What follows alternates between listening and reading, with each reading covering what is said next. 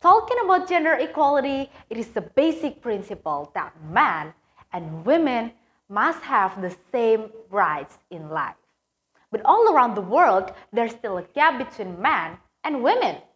Assalamualaikum warahmatullahi wabarakatuh. Dear honorable judges and good morning everyone.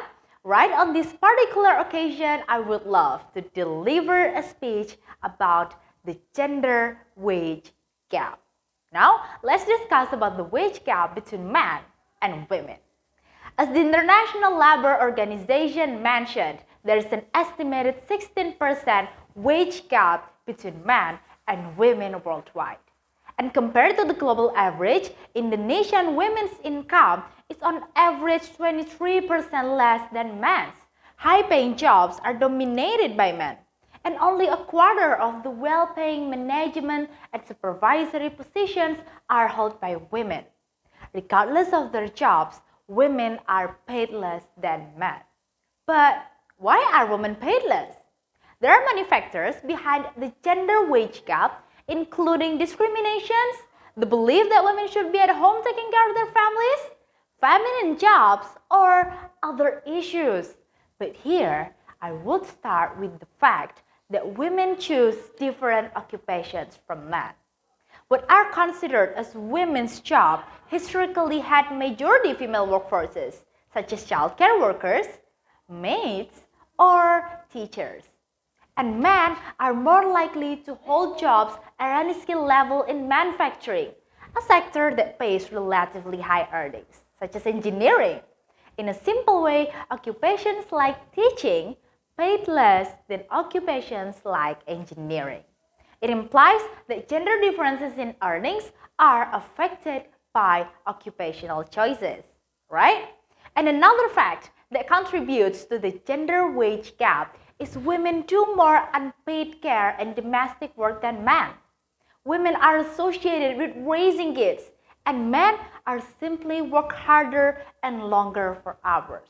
While women at home doing the housework, men at the office can work continuously and earn a premium salary. They can get fatherhood bonus. They can even get car.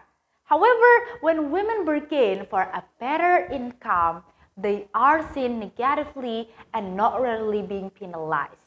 Therefore, we discover that women have unpaid second shifts. See, this kind of discrimination, the gender wage gap, exists, and it is feasible to reduce the wage discrepancy between men and women nevertheless. But in 1975, Icelandic women went on strike and took to the streets to protest wage discrepancy and unfair employment practices. And it is slowly changing the society. 5 years after the strikes, Iceland voted in the world's first democratically elected female president. The number of women in parliament skyrocketed, and in the years to follow, many policy changes. As a result, it has a significant beneficial impact on the change in Icelandic culture. So, ladies and gentlemen, my session question, how could we achieve gender equality? Learn from the Iceland, we can start by creating initiatives that increase the number of female employees or provide them with ongoing mentorship. Why? Because as more women enter the workplaces and the culture shifts, this kind of discrimination, the gender wage gap is going to be declined over the years. Women have the right to be mother without suffering any consequences at work, because equal pay for equivalent work. Thank you so much for your time and nice attention. That's all my speech. Wassalamualaikum warahmatullahi wabarakatuh.